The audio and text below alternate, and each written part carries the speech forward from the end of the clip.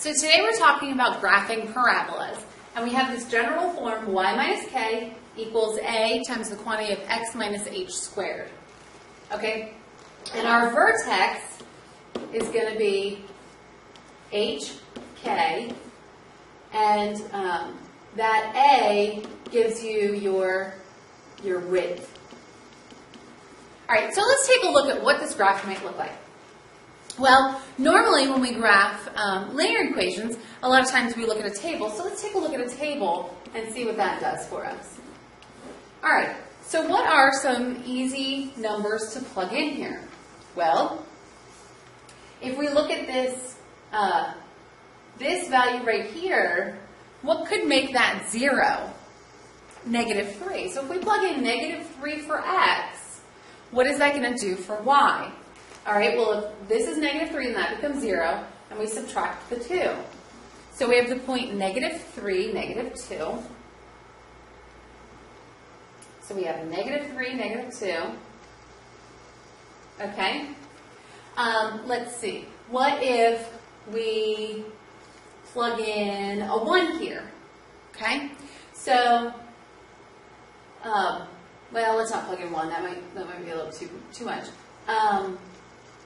Let's do 0. So if we plug in a 0 here, we get 3 squared, which is 9, and then we subtract the 2, so we get 7. All right, so we put in a 0 here, and we have the point 7, so 0, 7. Okay. Let's see, what if we plug in a -5?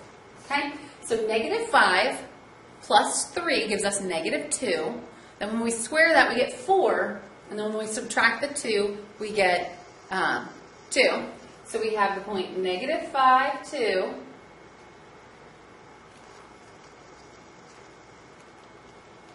All right, you kind of see that, you know, it's not linear. It's got some curve there going on. So we need to put that here. -5, 2. All right, so what happens if we plug in -2? All right, plug in -2, you get 1. 1 squared is 1. And then subtract the 2, so you get -1. So we have -2, -1. Okay? And then let's see, what if you plug in, let's say -1?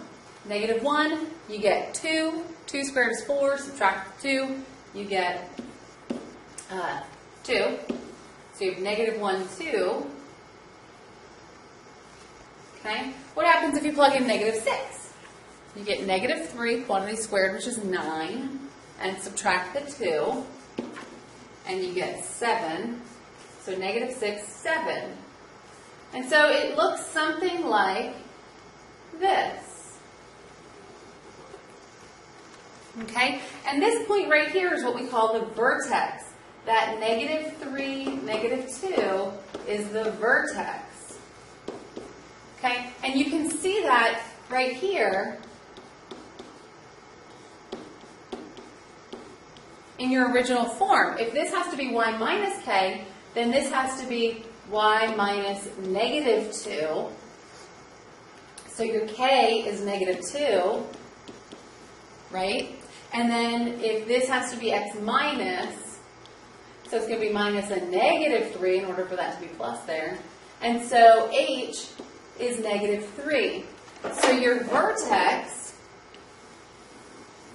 is that -3, -2 point, okay? And your axis of symmetry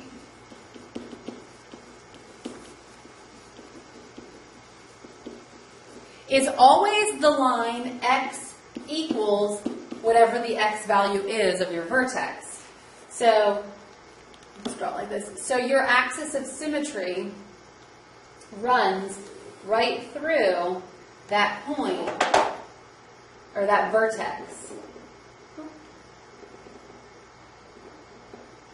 So there's your axis of symmetry.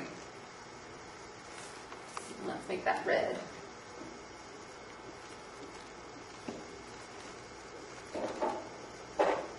All right, so here's your vertex, and here's your axis of symmetry. Okay, now we can look at the zeros, in which case we would just plug in 0 for y, because if you were looking for your roots or your zeros. They're the same thing. They're basically the y-intercepts. Then we're just plugging in 0 for y. So we have 0 plus 2 equals x plus 3 quantity squared. And then you can just solve this equation. So take the square root of both sides. Okay? So it's plus or minus the square root of 2 equals x plus 3. And then subtract your 3 over. So negative 3 plus or minus the square root of 2.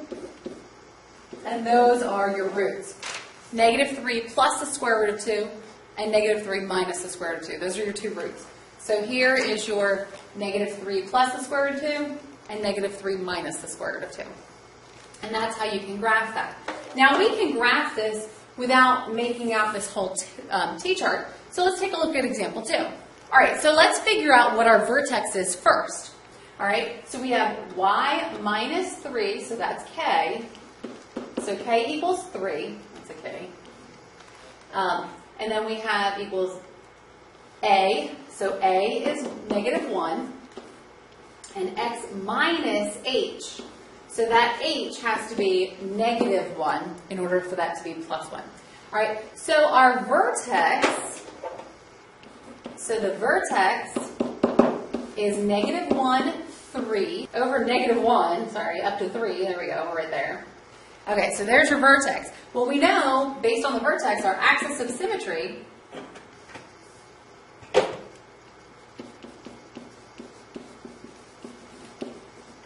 is the line x equals negative 1, so we can graph our line of symmetry. So there's your line of symmetry. It's not exactly perfect, but that's okay.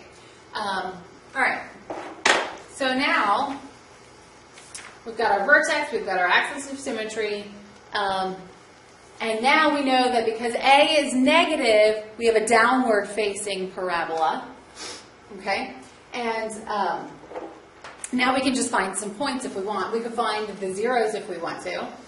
So let's take a look at the roots, or the zeros. All right, so that's when we plug in 0 for y. So we get negative 3 equals negative 1 times x plus 1 quantity squared. Well, we divide both sides by 3. I'm sorry, by negative 1. Divide both sides by negative 1.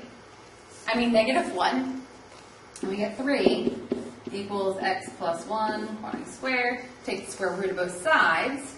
So we've got square root, square root. So we have plus or minus square root of 3 equals x plus 1. So then you subtract the 1. And there are your roots. Now, those are kind of difficult to graph. You can plug them into the calculator to get an estimate for the decimal if you want to graph it that way. Another thing you can do, you can look at the t-chart. You can plug in some values. So let's go ahead and plug in a couple values and see what we get. All right, so if we plug in, let's say we plug in 3. So here, oh no, we already did that. That's the vertex. Okay, so let's say we plug in 0. Okay, so we plug in 0 here for x. Okay, we get 1. All right, so we get 1 squared, which is 1, times negative 1, which is negative 1, and then you add the 3, so you get positive 2. So we plugged in 0, and we get positive 2. Well, here's the thing about parabolas. They're symmetric. That's why this is called the axis of symmetry. So if you go 1 unit away to the right from the axis of symmetry, then that point will reflect across this axis of symmetry, so you can go 1 unit to the left on the other side of that axis of symmetry as well, because it's symmetric. All right, so now let's try plugging in 1 here. So we get 1 plus 1 is 2. 2 squared is 4, times negative 1, so we get negative 4. And then when we add the 3, we get, let's see, this was negative 4, so we get negative 1. All right, so we plugged in a 1, so we go over 1, and we got negative 1. So we're coming down here. Well, again, if we're 2 units away from the axis of symmetry this way, to the right, then we can go 2 to the left. and there's another point, okay? So you don't actually have to plug in the numbers for each of them. All right, so let's try one more. Let's try plugging in 2. If we plug in 2 here, we get 3. 3 squared is 9, so we get negative 9. Okay, again, we plugged in 2. So we got negative 9, add the 3, and we get negative 6. So we have the point 2, negative 6. Well, again, if we are 3 units to the right this way, then we're 3 units to the right, to the left, on the other side. All right, so then we can just connect those. And remember that parabolas are kind of curved. They're not pointed, so try to make it as curved as you can. All right, so let's take a look at example 3. All right, so for example 3, we're just finding the equation of the parabola. We don't need to worry about graphing it, but we're given information about the vertex and a point that it contains. Okay, so let's take a look at our generic form. All right, so let's say we've got y minus k equals a times x minus h quantity squared. So now we're going to plug in what we know.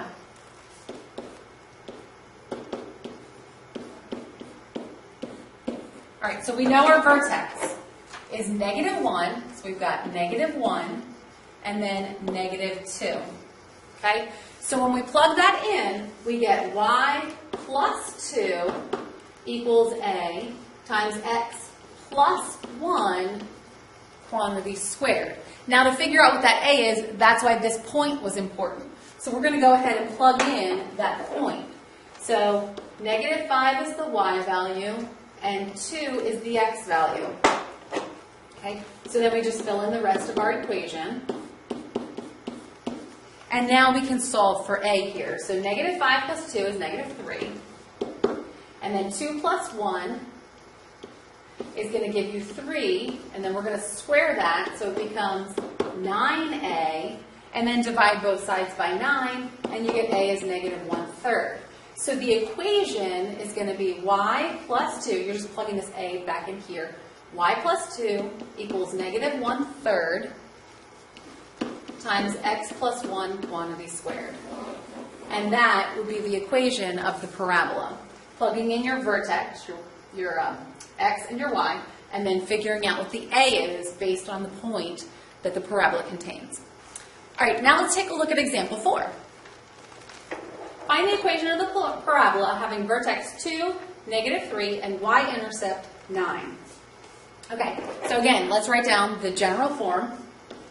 Y minus k equals a times x minus h quantity squared. Okay, so now we're going to plug in what we know.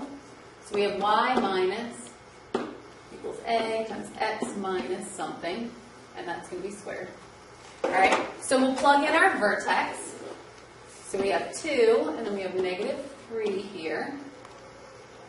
So we end up with y plus 3 equals a times x minus 2 quantity squared. And now we need to do something with this y-intercept. Well, the y-intercept is where it crosses the y-axis, so the x value is going to be 0 when the y is 9. That's what it means to be a y-intercept, because the y-axis is that line x equals 0. So now we can plug this point in, just like we did on example 3, to figure out what our equation, or what our a value is going to be. So we have 9 here and 0 here. Let me just fill in the rest. All right, so 0 minus 2 is going to give us, well, okay, let's do 9 plus 3 is 12. And then 0 minus 2 is negative 2, quantity squared. All right, so that's going to give us 4, so 12 equals 4a, so a has to be 3. So then we just plug it back in up here to get our answer. So we get y plus 3 equals 3 times x minus 2 quantity squared. And that is the equation of the line, or I'm sorry, of the parabola.